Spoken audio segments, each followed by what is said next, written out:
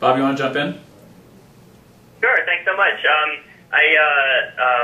My question was really that one of the things perhaps that distinguishes you from some of the other candidates is your background in Western Massachusetts, and I wondered if you could talk briefly about your early life there and how that informs your candidacy. Sure. I'm born in 1953. I'm a Korean War baby. You know, my dad was in the Navy in World War II. He was on a destroyer out of Newport. My mom and dad were both from Rhode Island, but he started selling insurance out of Springfield. After World War II, I have two older sisters, and we moved out to Lee. I was born in Lee, and then we moved to North Adams when I was 1. You know, when you're growing up, you think everybody grows up the way you do. It's interesting to look back, but 5 kids in the family. My mother was a homemaker, full-time homemaker. My dad had a small business, and actually wasn't engaged in politics that much, partly because we were so far out of the loop that he said those politicians only come out here every 4 years when they want your vote.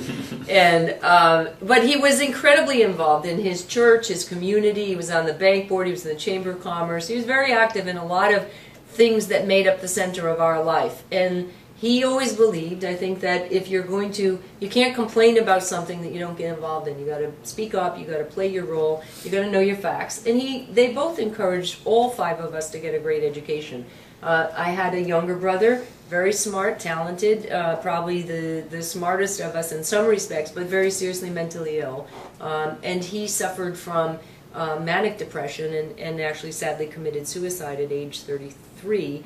So there are 4 sisters, 2 of whom live here near me in Massachusetts and 1 who lives overseas. But I got a chance to go to Williams College. It was going co-ed. When I started school, it was 6 miles down the road. Had a great education and wanted to go to law school. I know that our newest member of the Supreme Court talks about Perry Mason and Nancy Drew, but I sort of feel like she stole my lines because I've said that for a long time. I was an avid watcher of Perry Mason. And loved the Nancy Drew books, and just gave my oldest grandniece one of my copies of The Secret in the Old Clock. So I want her to start reading Nancy Drew. And you know, we grew up thinking that Berkshire County was a great place. It was a little isolated. I had sisters that went to college, but when I ran for district attorney, the lesson I brought to that big county, 1.5 million people, was that every one of them had a city or town with a police chief and a fire chief and a school committee and people in neighborhoods that needed assistance. And we worked that way. I brought that to the Attorney General's office, that, you know, I'm going to be the Attorney General for the whole state. And there are issues that are specific to Western Mass. It is a tough, it's been isolated because of communication and transportation. It's a little better now, but you still have a lot of places where cell phones don't work. That's a barrier to a lot of things, including economic development.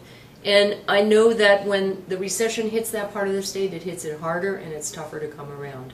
So I understand, having lived outside Boston, and particularly having lived outside 128, that Boston can sometimes be Boston-centric, but we've got a terrific state, including Berkshire County, including Cape Cod, including the North Shore, where the fishing industry is a huge issue, or the South Coast, where the cranberry industry is a huge issue. And that's part of the fun for me, to represent the whole state.